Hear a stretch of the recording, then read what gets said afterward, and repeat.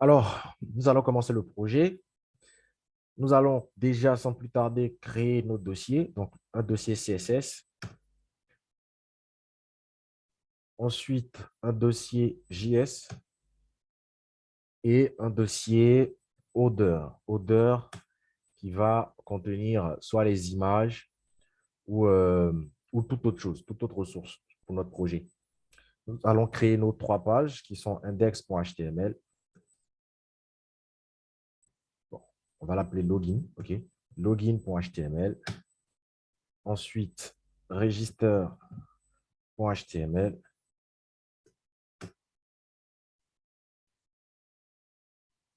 OK. Et le dernier qui est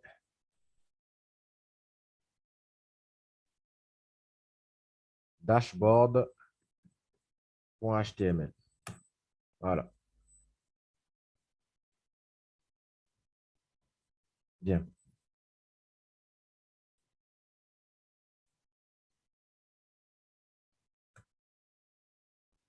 Parfait.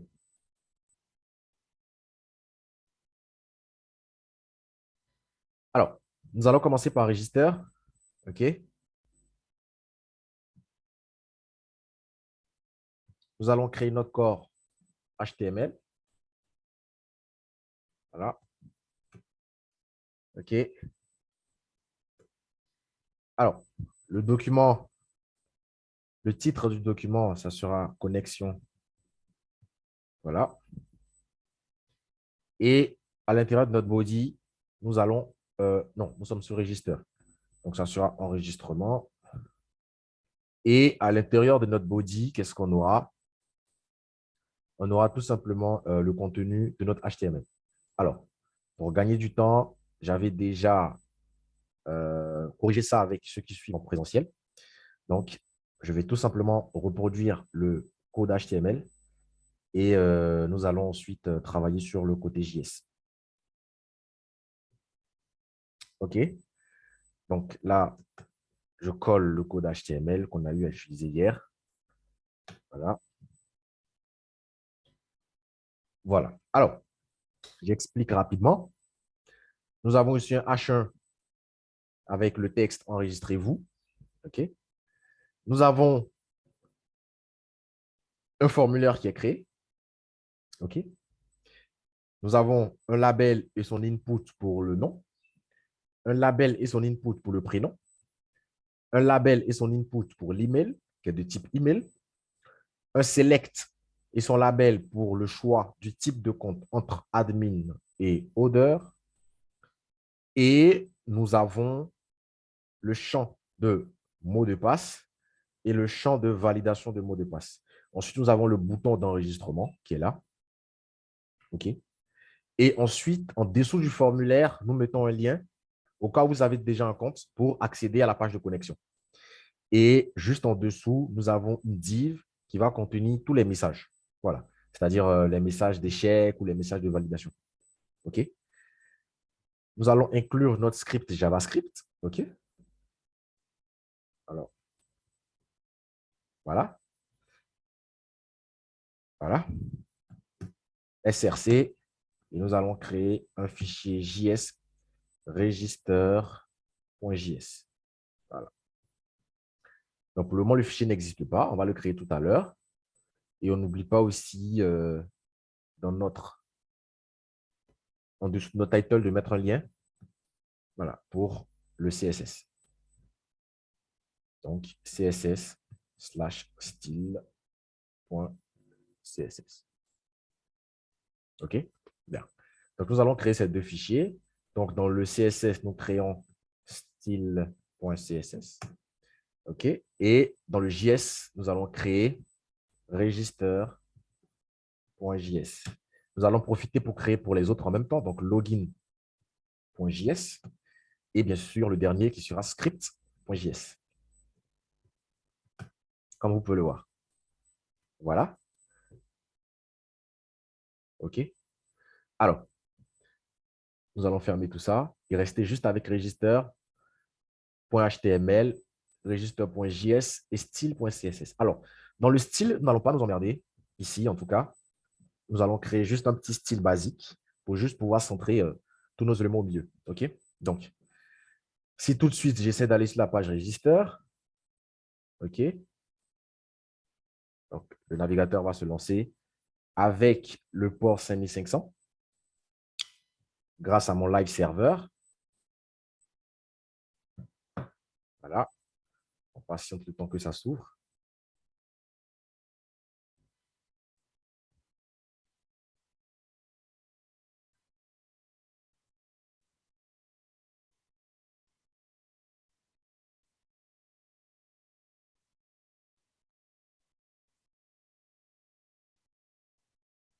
OK? Voilà. Alors, donc, comme vous pouvez le voir, ici, nous avons le formulaire qui a été créé. Donc, nom, prénom, email, type de compte qui est un champ de sélection, mot de passe, confirmation de mot de passe, enregistrement. Donc, quand on va cliquer là, on sera enregistré. Et si on a déjà un compte, quand on va cliquer ici, ça va nous envoyer sur la page de connexion. Alors, la page de connexion, le bon lien, c'est login.html. OK? Parfait. Alors, nous allons tout simplement centrer tout ça. Donc, en CSS, nous allons sur le body. Excusez-moi, je suis en JavaScript. OK. Donc, en CSS, non. En CSS, ici, voilà, nous allons créer sur notre body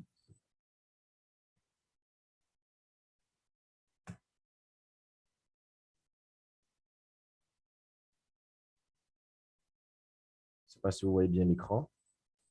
Je pense que ça doit être bon. Un display qui sera en flex. OK. Ensuite,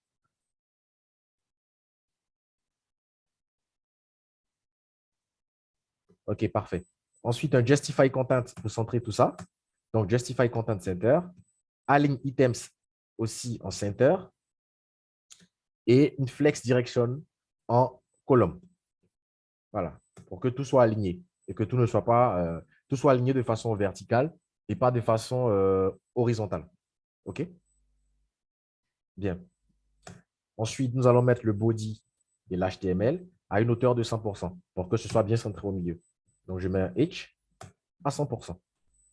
Et même, on va tout simplement ajouter aussi un overflow Y, OK, hidden, tout simplement pour cacher, voilà, pour cacher la barre de défilement. On va aussi mettre ça sur le X. Overflow hidden, X et Y. Parfait. Et on va voir ce que ça donne de l'autre côté. Et voilà. Nous avons ici notre petit enregistrement qui est au milieu. Parfait. Tout le monde est content. Voilà, parfait. Alors, on poursuit donc.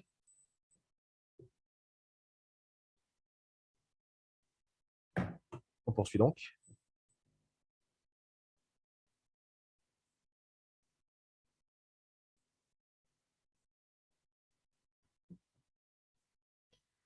OK. Bah, écoutez, on va continuer. Alors, ici, qu'est-ce qu'il faut faire dans un premier temps pour enregistrer l'utilisateur? On doit récupérer, bien sûr, toutes les données de notre utilisateur, n'est-ce pas? Donc, son nom, son prénom et tout ça. Alors, c'est ce qu'on va faire. Donc, déjà, je vais récupérer le bouton de soumission. Donc, var btn est égal à document.getElement by ID. Et le bouton, je l'ai appelé avec l'ID que nous allons voir ici, qui est btn register. Donc, je mets quoi? Je mets btn-register. OK? Ensuite, var message. Pourquoi? Pour récupérer notre div qui va contenir nos messages. Donc, aussi un document.getElements by ID. OK? De message.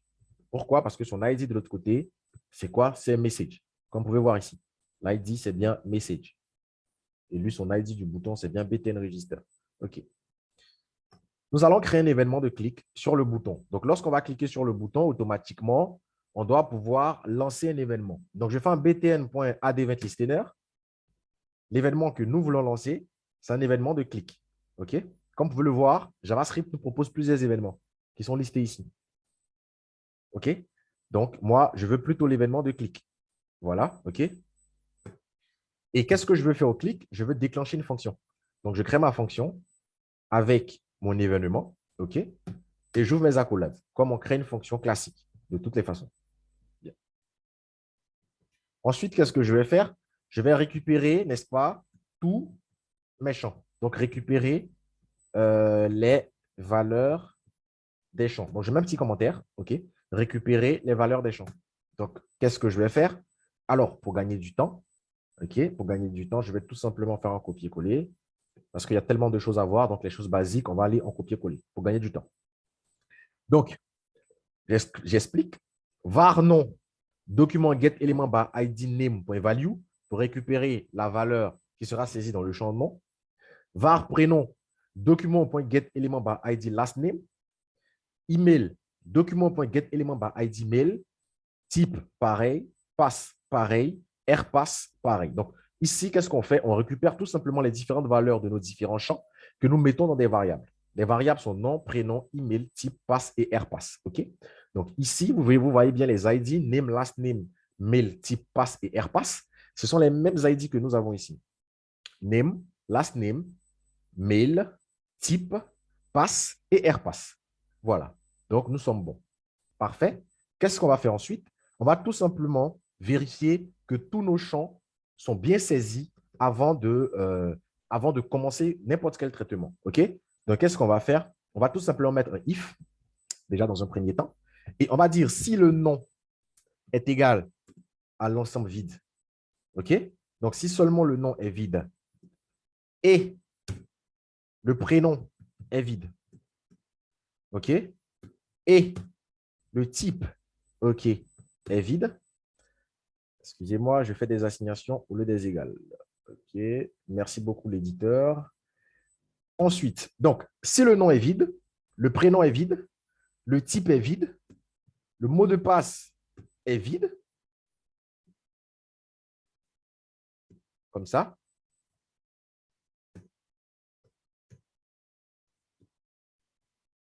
Donc là, c'est bon, c'est tout. Hein. Voilà.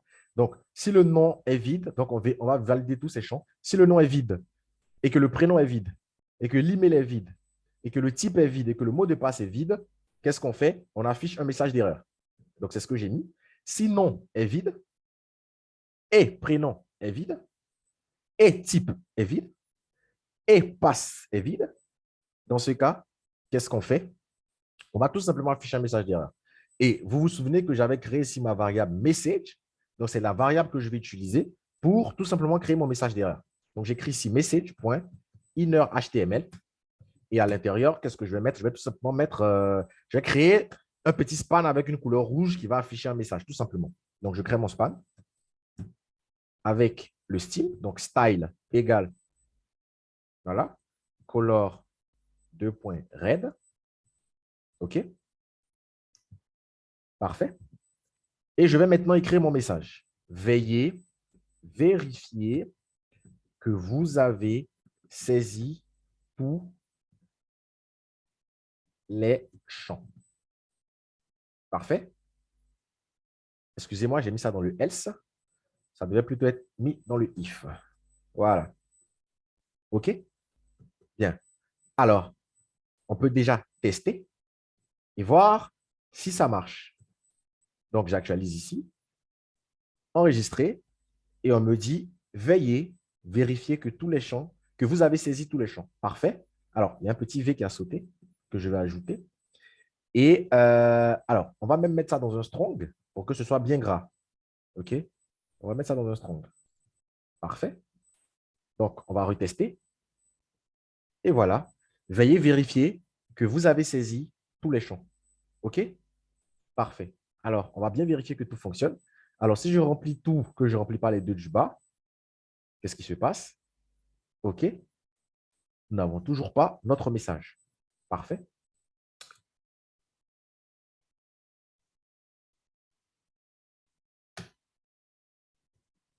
Nous allons donc… Alors, tout ce que vous devez savoir, c'est que ici, vous aurez pu créer les messages d'erreur pour chaque pour chaque variable. OK? Vous aurez pu créer les messages d'erreur pour chaque variable. Quand je dis pour chaque variable, regardez, on aurait pu faire quelque chose. OK, Salimata. On aurait pu faire quelque chose du genre, soit il va afficher pour dire que vous devez saisir le nom, vous devez saisir le prénom, vous devez ta, ta, ta, ta. OK? Ça aurait pu être fait. Donc, vous allez dire, si le nom est vide, voilà, on affiche seulement pour le nom. Sinon, si le prénom est vide, sinon si, sinon si, sinon si.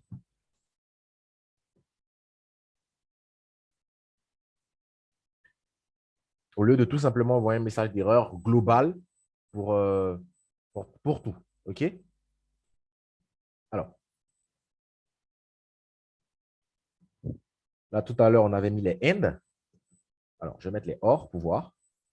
Donc, si lui, il est vide, ou lui, il est vide, ou lui, il est vide, ou lui, il est vide, on affiche le message. Alors, d'accord. On vérifie. OK. Vérifiez que vous avez saisi tous les champs. Je remplis juste le nom. Veuillez vérifier que vous avez saisi tous les champs. OK. Je remplis tout. Je choisis le type admin. Je ne remplis pas le mot de passe. Veuillez vérifier que vous avez saisi tous les champs. Parfait. Ensuite, je mets tout. Voilà. Je mets un mot de passe. Ici aussi, un mot de passe. Et là, on n'a plus notre message d'erreur parce que tous nos champs ont été, bien sûr, validés. Parfait. Là, on est bon. Nous allons maintenant passer dans la deuxième partie de l'exercice qui va consister à vérifier que le mot de passe saisi, c'est-à-dire, nous allons vérifier que les deux mots de passe qui sont là sont conformes, sont identiques avant de, bien sûr, passer à l'enregistrement de l'utilisateur. Donc, dans le else, on va créer un autre if, comme ceci, où on va lui dire que si le mot de passe saisi principal, qui est la variable passe, donc si passe est différent de rpass, donc rpass, c'est tout simplement la validation du mot de passe. Donc, si passe est différent de rpass, qu'est-ce qu'on fait? On va afficher un message d'erreur encore dans notre variable message. Donc, je vais tout simplement faire un copier-coller de ça. Ici. Voilà. Et on va tout simplement changer le texte au milieu. Donc, on va tout simplement mettre les deux mots de passe. Bien, je vais mettre tout simplement les mots de passe ne sont pas identiques. OK? C'est bon? Alors, si les deux mots de passe sont identiques, nous sommes dans le else. Nous allons maintenant vérifier que ça, c'est bon. Donc, je ne saisis rien. On me dit quoi comme message? Veuillez vérifier que vous avez saisi tous les champs. OK? Je saisis tout. OK? Je mets deux mots de passe différents. Et qu'est-ce qu'on me dit? Les mots de passe ne sont pas identiques. Si jamais je mets deux mêmes mots de passe, normalement, on ne doit plus rien avoir. Alors, excusez-moi, là, je vais vider ça. OK? Hop, hop. Je mets deux mêmes mots de passe. Voilà. Et on n'a plus de message d'erreur. Parfait. Donc là, maintenant, nous sommes dans le else. OK? Donc, nous allons poursuivre. Parfait. Alors, si les deux mots de passe sont identiques, qu'est-ce qu'on doit faire? On doit tout simplement récupérer. Alors, je tiens à préciser que pour ceux qui n'ont pas encore révisé le cours sur le cours sur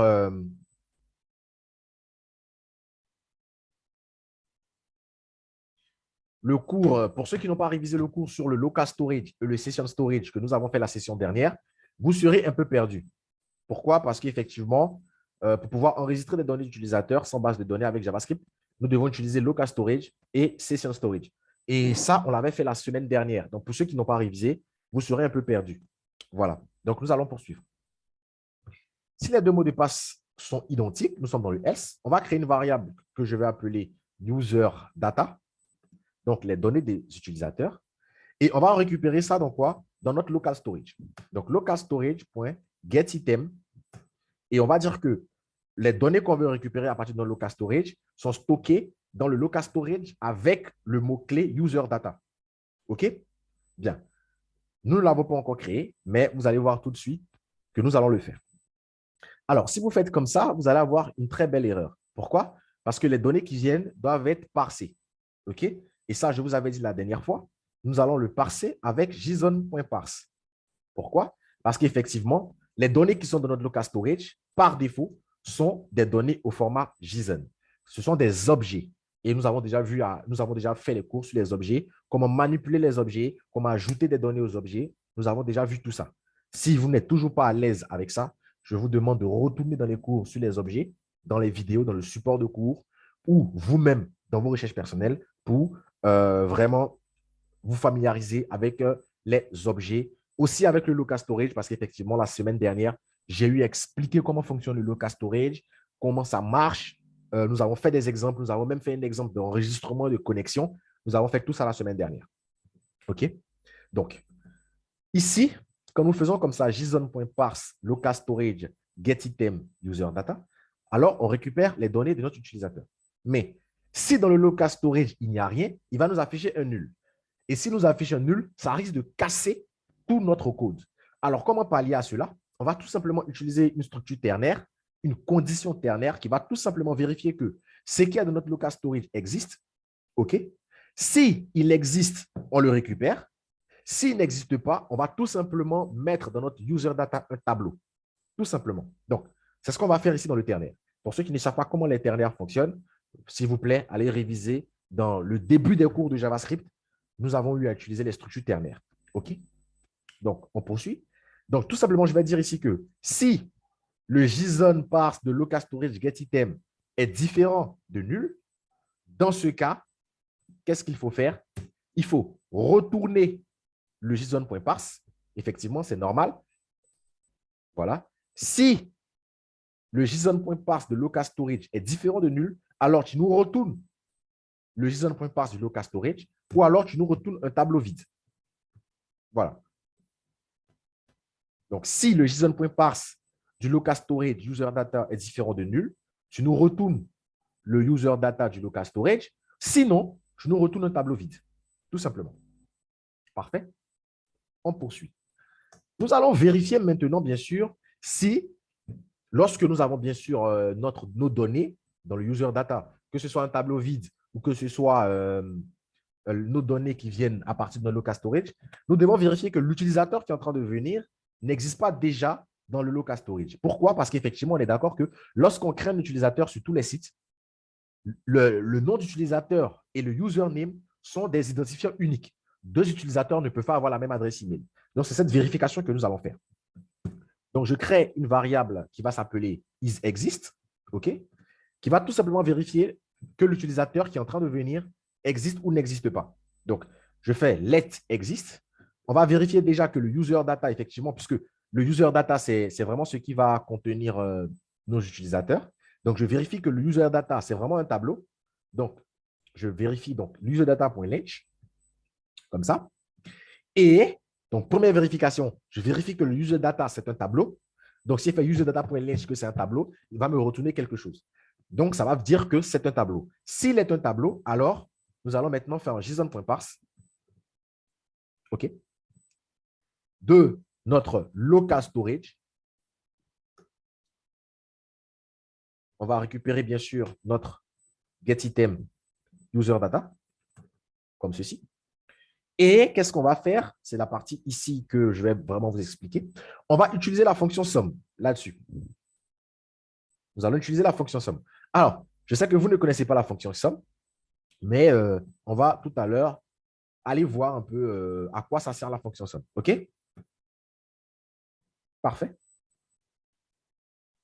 Voilà. Bien. Là, nous sommes bons. Alors, à quoi sert la fonction sum? Alors, la fonction sum va tout simplement vérifier que une occurrence, un item, une variable, tout ce que vous voulez, en tout cas, la fonction sum vérifie tout simplement que dans le tableau que nous avons passé, pour ne pas dire dans le tableau sur lequel la fonction est mise, il va tout simplement vérifier que un seul élément correspond dans le tableau. Si un seul élément correspond dans le tableau, il nous retourne vrai. Parce qu'effectivement, le résultat de la fonction somme, c'est un booléen. Soit vrai, soit faux. Donc, on lui passe un tableau, comme ici, le JSON.parse, local storage, getItem user data. C'est tout simplement un tableau ou un objet, si vous voulez. Et donc, on applique la fonction somme sur le tableau qui est là. Et on va lui dire que, voilà, vérifie que, donc je fais un return. Alors, tous les éléments qui seront dans le tableau, vous avez vu ici, j'ai fait somme. Et sachez que somme prend des fonctions. Voilà, donc somme, je crée ma fonction. Et somme va prendre en paramètre une variable qui s'appelle data. Data, c'est tout simplement toutes les données qui sont contenues dans notre tableau du local storage get item user data. OK? Donc, si j'ai fait data pour récupérer, par exemple, l'email, puisque je vais vérifier que l'email est unique, je vais faire data.email. Voilà. Puisque le data correspond à quoi? Correspond à toutes les données qui sont dans notre tableau user data, qui est là. User data ici. Donc, data correspond à tous les éléments dedans. Donc, retourne que data.email.to lower case. Alors, vous allez me dire pourquoi to lower case? To lower case, tout simplement, va vérifier que l'adresse email est vraiment mise en minuscule. Si ce n'est pas mis en minuscule, ça va le convertir automatiquement en minuscule. Pourquoi? Parce que toutes les adresses email sont censées être mises en minuscule. Mais il y a des gens qui le mettent en majuscule. Donc, pour ne pas casser, pour ne pas que l'utilisateur se connecte avec un code en majuscule et qu'on nous dise qu'il y a un problème, on va tout simplement convertir son adresse email en minuscule pour faire notre vérification. OK? Bien. Donc, si l'email qui est dans notre data, qui est dans notre local storage est égal à l'email que l'utilisateur a saisi, ça veut dire qu'il va nous ramener quoi? Il va nous ramener vrai. Parce que c'est la condition qu'on lui a donnée ici. Donc, l'email que l'utilisateur a saisi, c'est bien notre variable email que j'ai utilisé ici avec le to lowercase pour le mettre en minuscule, tout simplement. Donc, je lui dis quoi? Regarde la fonction somme, je veux dire la fonction somme de regarder dans notre tableau user data, de récupérer toutes les données dans une variable data. Donc, si je veux matcher sur les emails, je vais faire quoi? Data.email.toLowerCase. Bon, le toLowerCase, vous ne le mettez pas. Mais pour récupérer les emails qui sont dans notre tableau, bien sûr, je dois faire quoi? Data.email. Data.email. Donc, je vérifie que data.email est égal à l'email que l'utilisateur a saisi. Si les deux sont égaux, alors le isExist va retourner vrai ou alors va retourner 0. Le booléen, c'est true, false ou 0, 1. Donc, il va soit nous retourner vrai, qui correspond à 1, ou nous retourner 0, qui correspond à false. Bien, on poursuit. Alors, nous allons maintenant faire notre enregistrement. Pour faire l'enregistrement, on va utiliser un if. Et on va dire que quoi? On va dire que si... Alors, déjà, je vais écrire déjà le isExist pour commencer. OK? Donc, si l'utilisateur existe, on va afficher tout simplement un joli message. Donc, c'est-à-dire que si l'adresse email que l'utilisateur a saisie existe déjà dans notre tableau de local storage, on va tout simplement afficher un joli petit message à l'utilisateur pour lui dire que l'adresse email qu'il est en train de saisir existe déjà. OK? Donc, je mets l'adresse mail email que vous avez saisie est déjà utilisé. Parfait. Voilà. Donc, si il existe, qui est là, ils existent.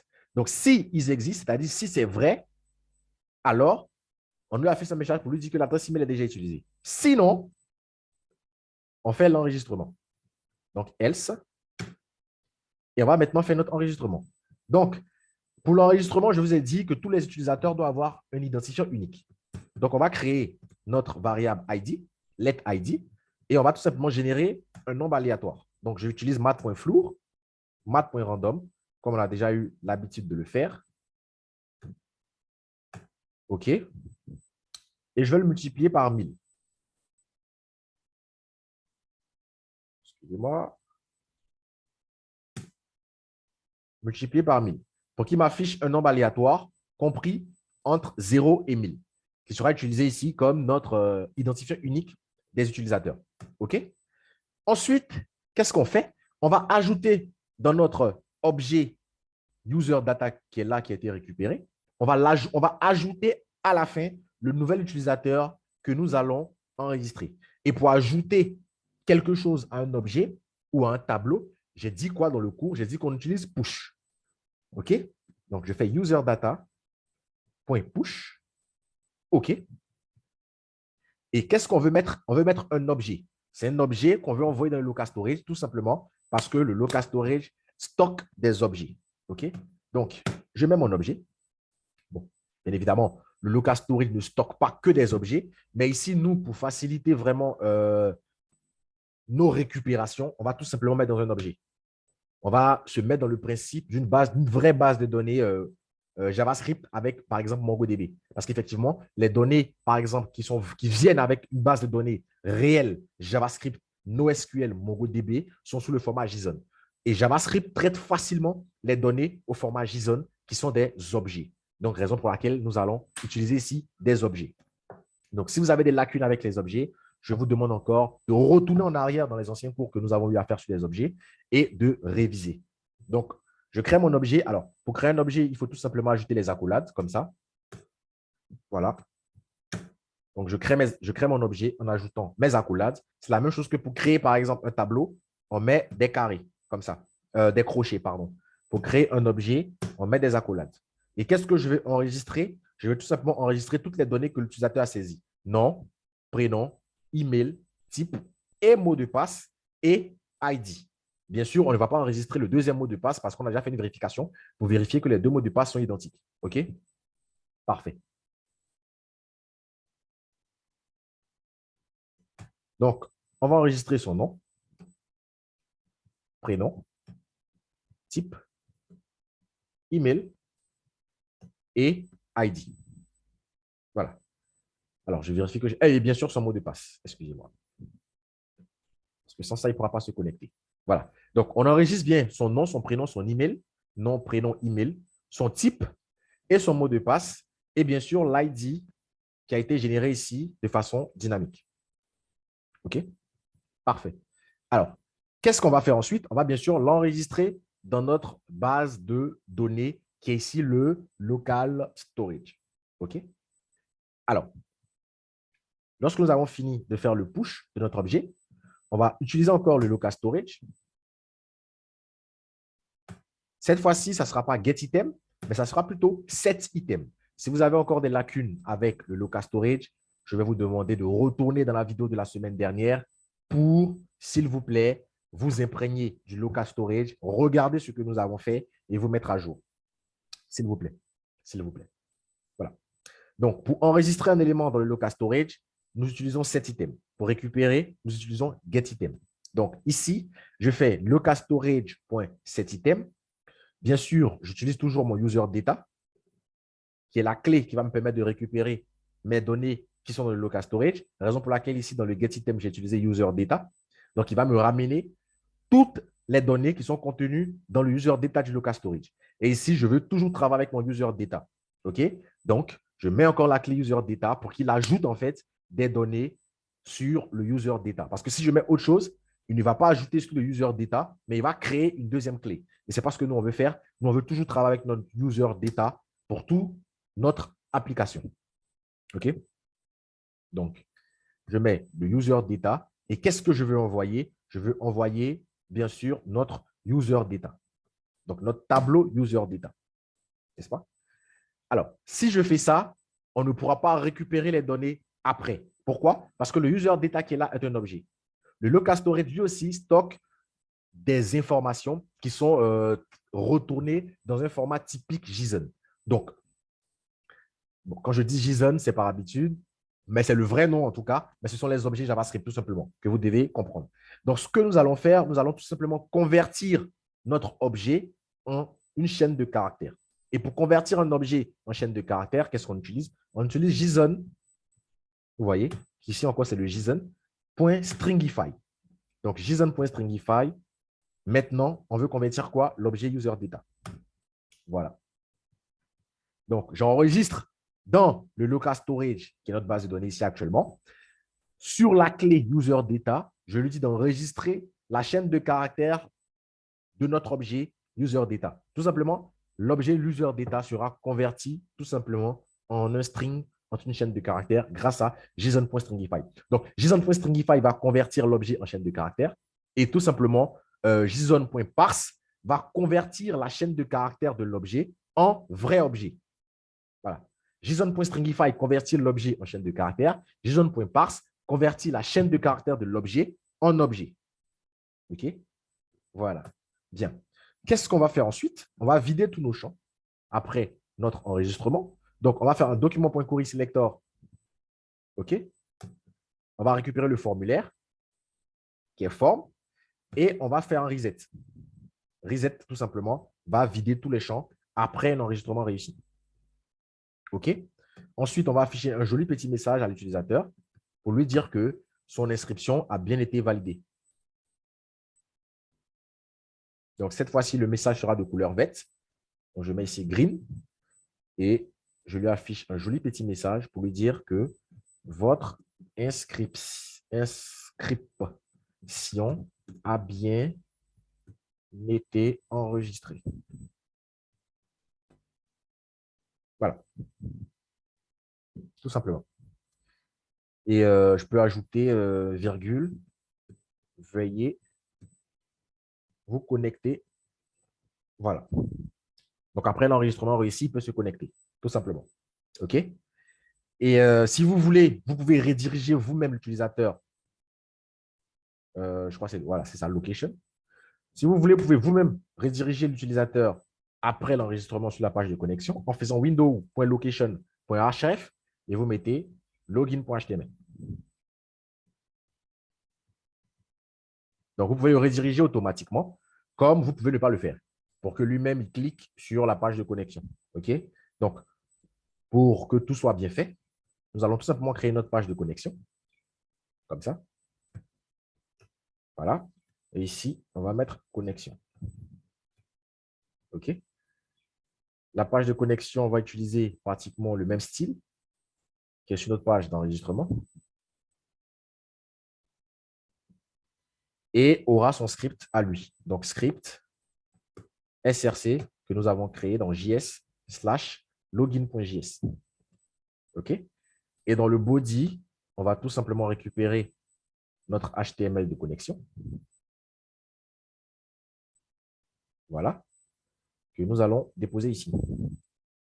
Tout simplement. Alors, nous avons tout simplement un H1 connectez-vous, un formulaire normal, l'email pour la connexion avec l'email, le mot de passe pour le mot de passe. Et en bas, nous avons tout simplement un lien au cas où vous n'avez pas encore de compte pour atterrir directement sur la page register.html. Et en bas, nous avons encore notre div qui va contenir les messages d'erreurs et tout ça. OK? Bien. Donc, ça, on ferme ça pour le moment parce que nous sommes encore sur notre registre. Alors, nous allons tester tout ça. OK? Et voir ce que ça donne. Donc, j'actualise bien ma page. OK? Et on va maintenant enregistrer nos utilisateurs. Donc là, Maxwell Woodward, Miranda, OK. Voici son adresse email, boa@milnator.com, de type odeur, avec pour mot de passe 1, 2, 3, 4, 5, 6. 1, 2, 3, 4, 5, 6. OK? Et on va l'enregistrer. Hop, qu'est-ce qui se passe? Après l'enregistrement, il y a le message qui s'est affiché, comme on l'a vu. Et juste après, il nous a redirigé sur la page login de connexion. OK?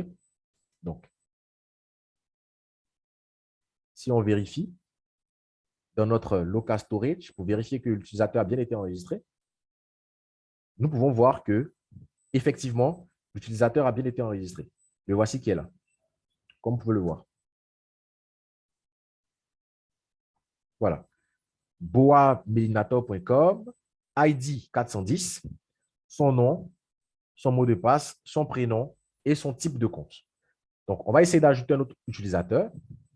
OK? On va ajouter un deuxième utilisateur de type admin, parfait, avec le même mot de passe, on s'en fout. Et on l'enregistre. Et vous voyez qu'automatiquement, nous avons le deuxième qui a été créé. On va créer 4 utilisateurs. Voilà, on va créer encore.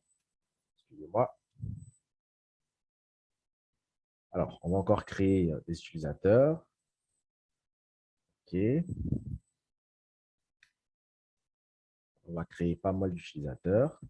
Alors là, nous avons combien d'utilisateurs? On va créer un dernier. Et voilà. Donc, nous avons 7 utilisateurs. Nous avons Boa Melinator. Nous avons Oleg Henry. Nous avons Suki Tyson. Nous avons Avram Dudley. Nous avons Bo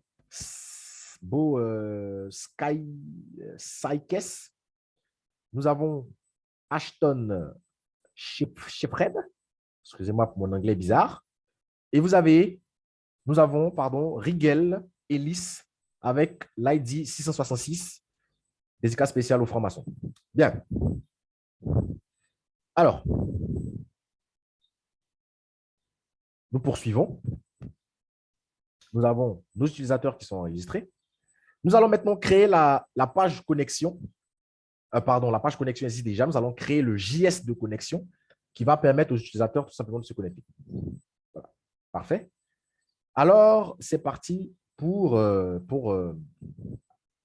cette partie de connexion. Parfait. Parfait. Alors, déjà, avant même de partir sur la partie connexion, quelles sont vos difficultés, enfin, les difficultés rencontrées à ce niveau? Déjà, réagissez, parce que effectivement, Salimata, je n'ai pas reçu votre projet. Ali Kedir, je n'ai pas reçu non plus votre projet. Donc, quelles étaient les difficultés rencontrées pour la page d'enregistrement?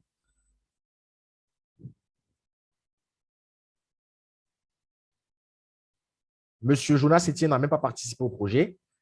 Donc, Monsieur Jonas Etienne, est-ce que ça va actuellement voilà, avec ce que nous sommes en train de faire?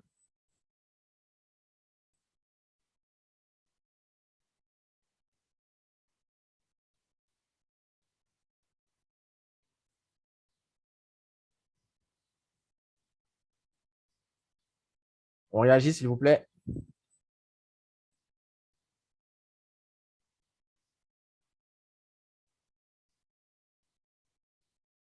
Oui, Salimata. À chaque fois, ça va, mais le projet, vous ne l'avez pas envoyé. Pourquoi vous n'avez pas envoyé le projet déjà?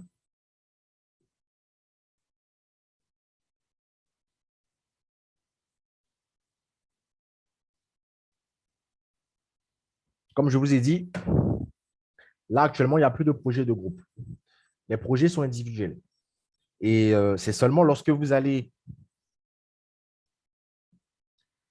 Oui, Salimata, vous avez manqué les cours, mais ce n'est pas une raison, puisque vous avez les vidéos et le support de cours. Donc, normalement, vous pouvez vous rattraper. Voilà, normalement, vous pouvez vous rattraper. Donc, ça, ce n'est pas vraiment une raison. Alors, M. Ali Kedir, oui, M. Jonas Etienne, vous devez réviser, bien sûr, parce que là, vous avez toutes les vidéos à votre disposition, vous avez tout le cours JavaScript à votre disposition, mais bien sûr, vous ne révisez pas. Et c'est vraiment ça le gros problème. JavaScript en soi, c'est un peu compliqué que les autres langages, mais si en plus, vous ne révisez pas, c'est sûr que vous n'allez pas vous en sortir. C'est sûr que vous n'allez pas vous en sortir. Donc, vraiment, il faut réviser en fait. Il faut réviser. Il faut vraiment réviser. Là, si je vais regarder le nombre de vues des 2 dernières vidéos, je ne suis pas sûr que ça atteint 20. Alors, M. Ali Kedir, est-ce qu'il est là?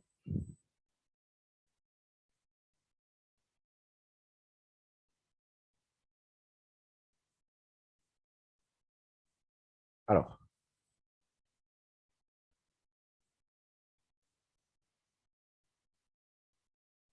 alors, patiente le temps que ça charge un peu là.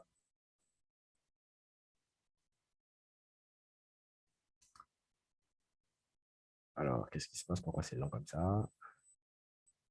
OK, bien. Alors, la vidéo de la semaine passée, il y a eu quand même pas mal de vues.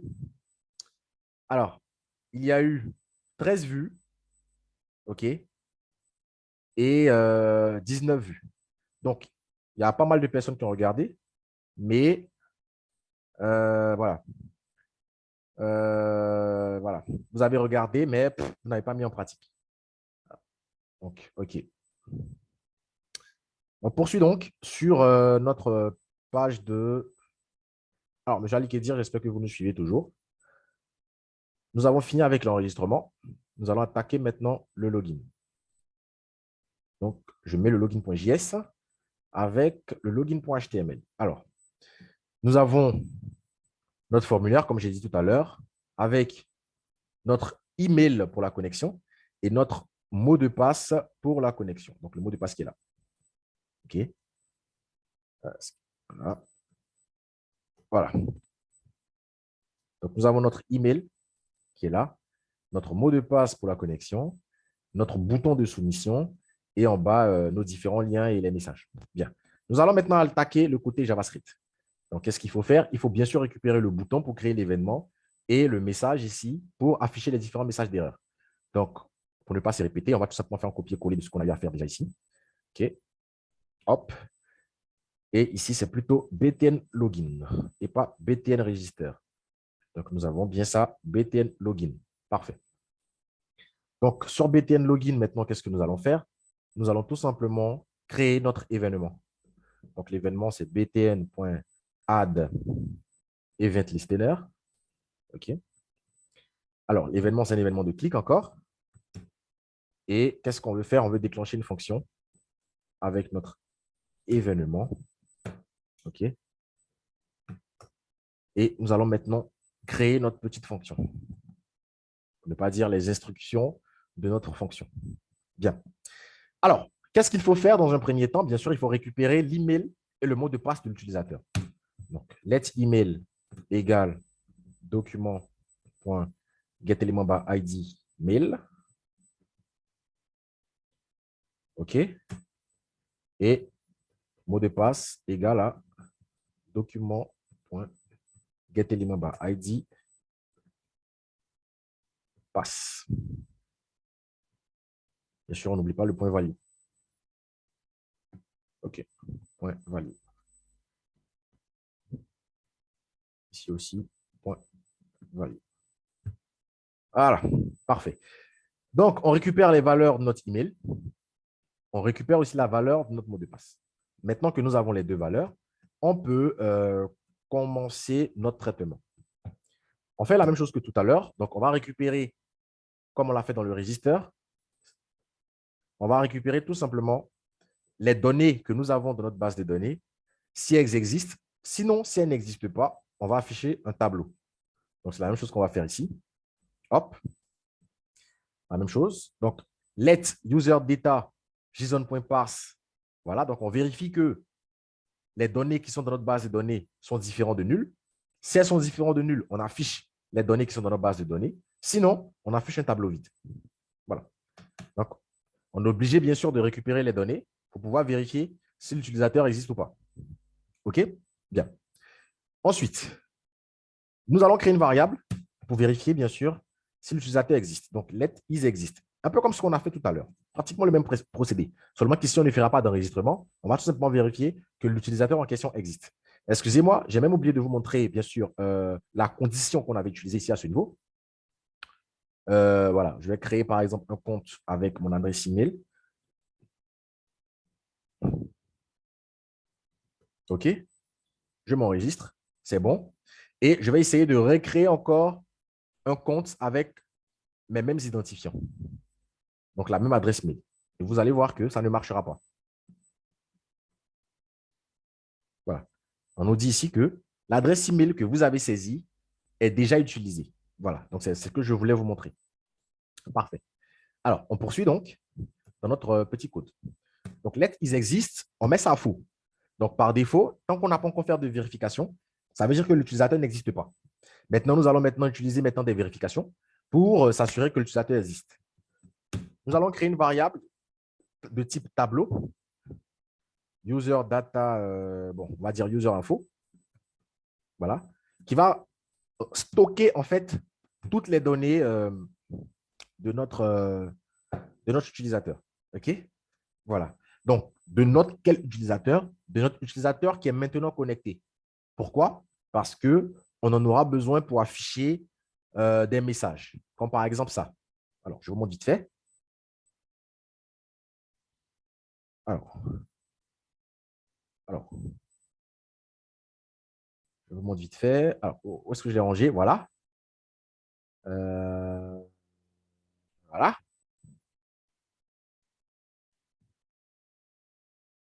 OK. Alors, vous voyez là, nous en aurons besoin. Alors, là, je me connecte.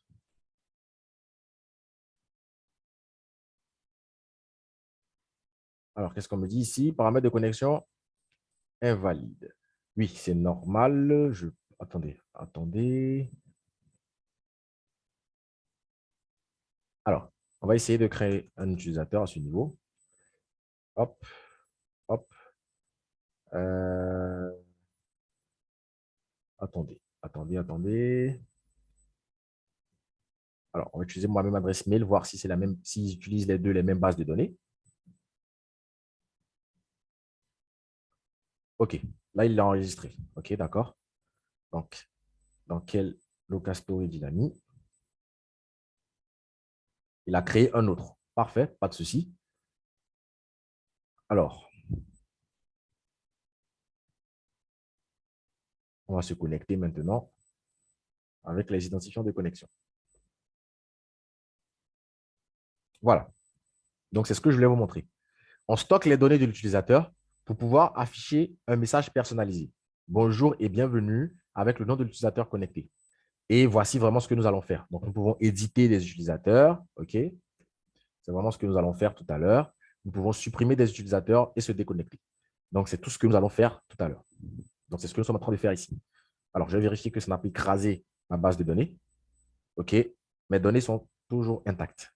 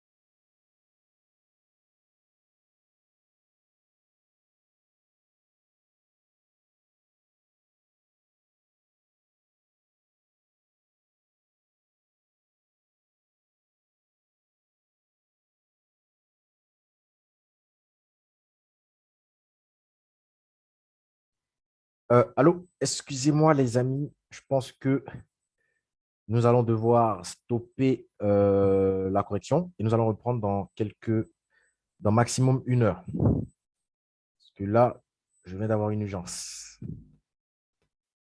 Alors, on se donne rendez-vous à 18 h pour continuer, pour continuer la correction du projet, s'il vous plaît.